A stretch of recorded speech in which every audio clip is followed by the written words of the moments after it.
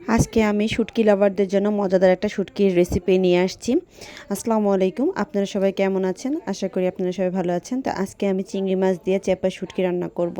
এখানে আমি দেশি চিংড়ি মাছ সুন্দর করে ধুয়ে নিছি, আর চেপা শুটকিগুলো ধুয়ে পরিষ্কার করে নিছি। আর এখানে লম্বা লম্বা করে আমি দেশি রসুনগুলোর কোয়া খুলে আর খোসাগুলো ছাড়িয়ে নিছি, আর কাঁচামরিচ পেঁয়াজগুলো কুচিয়ে নিছি। এখানে আমি একটা কড়াই নিয়ে নিলাম। কড়াইয়ের মধ্যে পরিমাণ মতো তেল দিয়ে পেঁয়াজ আর রসুনগুলো আগে ভেজে নেব। তো লাল করে ভেজে নেওয়ার পর এখানে আমি মশলা দিয়ে দিব। মশলা আমি আদা রসুন বাটা দিয়ে দিব হাফ চামচের থেকে একটু বেশি, মানে এক চামচের থেকে কম দেব। দিয়ে তারপরে আমি এখানে ভালো করে মশলাটা ভেজে পরিমাণ মতো পানি দিয়ে তারপরে এর মধ্যে আমি লবণ, হলুদ আর মরিচ দিয়ে দিব। ঝালটা আপনারা ইচ্ছা মতো দেবেন, কারণ শুটকিতে একটু ঝাল ঝাল খেতে ভালোই লাগে।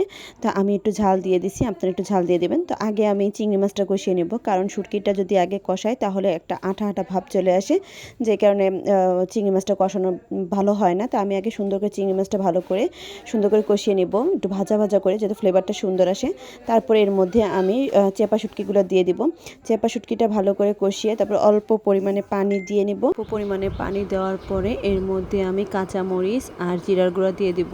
এটা রান্না করতে বেশি একটা পানির প্রয়োজন হয় না, এখন অল্প সময়তে রান্না করা যায়, জলদি তাড়াতাড়ি রান্না করা যায়। আপনাকে যদি মনে করেন কোনো কিছু আপনি খেতে ভালো লাগে না, তখন তাড়াতাড়ি করে আপনি এই রেসিপিটা বানিয়ে নিতে পারেন, এবং খেতে অসাধারণ লাগে।